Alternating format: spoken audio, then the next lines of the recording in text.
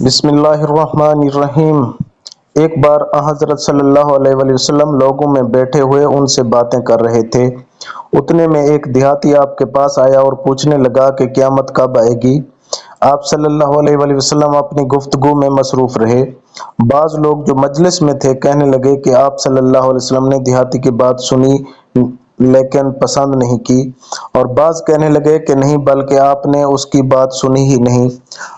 جب آپ اپنی باتیں پوری کر چکے تو میں سمجھتا ہوں کہ آپ صلی اللہ علیہ وسلم نے یوں فرمایا، وہ قیامت کے بارے میں پوچھنے والا کہاں گیا؟ اس دیہاتی نے کہا، حضور میں موجود ہوں۔ آپ صلی اللہ علیہ وسلم نے فرمایا کہ جب امانت ایمانداری دنیا سے اٹھ جائے تو قیامت قائم ہونے کا انتظار کر۔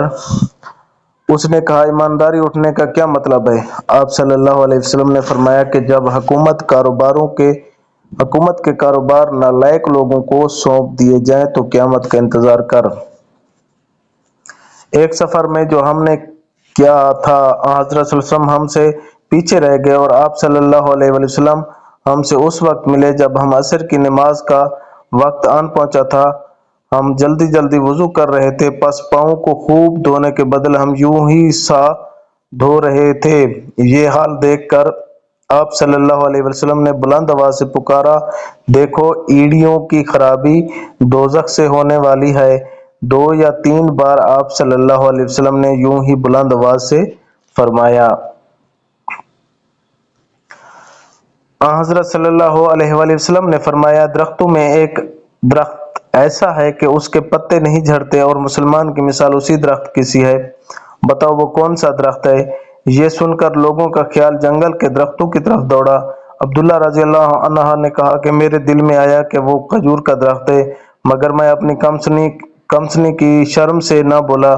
آخر صحابہ نے حضرت صلی اللہ علیہ وسلم سے ہی پوچھ لیا کہ وہ کون سا درخت ہے؟ آپ نے فرمایا، وہ کھجور کا درخت ہے۔ ایک مرتبہ آپ صلی اللہ علیہ وسلم نے فرمایا، درختوں میں سے ایک ایسا درخت ہے کہ اس کے پتے نہیں جھڑتے، اور آپ صلی اللہ علیہ وسلم کی بھی مثال اور مسلمان کی بھی یہی مثال ہے، بتلاؤ وہ کون سا درخت ہے؟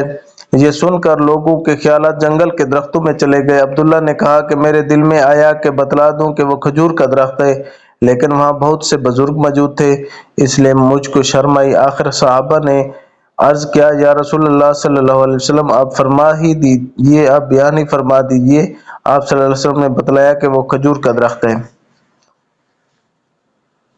ایک بار ہم مسجد میں حضرت صلی اللہ علیہ وسلم کے ساتھ بیٹھے ہوئے تھے، اتنے میں ایک شخص اونٹ پر سوار ہو کر آیا اور اونٹ کو مسجد میں بٹھا کر باندھ دیا، پھر پوچھنے لگا، بھائیو تم لوگوں میں محمد صلی اللہ علیہ وسلم کون سے ہیں؟ حضرت صلی اللہ علیہ وسلم اس وقت لوگوں میں تکیہ لگائے بیٹھے ہوئے تھے۔ ہم نے کہا، حضرت محمد صلی اللہ علیہ وسلم یہ سفید رنگ والے بزرگ ہیں جو تکیہ لگائے ہوئے تشریف فرما ہیں۔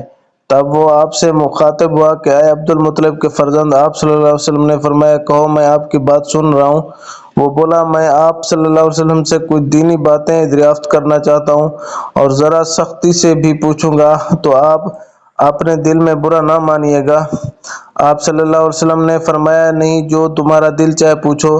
تب اس نے کہا کہ میں آپ کو آپ کے رب اور اگلے لوگوں کے رب تبارک و تعالیٰ کی قسم دے کر پوچھتا ہوں کہ کیا آپ کو اللہ نے دنیا کے سب لوگوں کی طرف رسول بنا کر بھیجا؟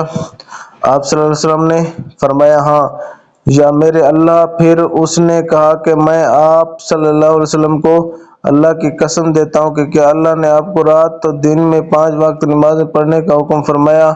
آپ صلی اللہ علیہ وسلم نے فرمایا، ہاں یا میرے اللہ۔ پھر کہنے لگا، میں آپ کو اللہ کی قسم دے کر پوچھتا ہوں کہ کیا اللہ نے آپ کو یہ حکم دیا ہے کہ سال بھر میں اسی مہینہ رمضان کے روزے رکھو؟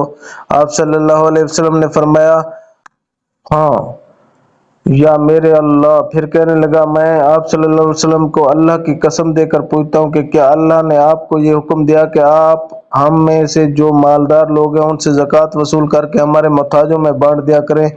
حضرت صلی اللہ علیہ وسلم نے فرمایا، ہاں یا میرے اللہ۔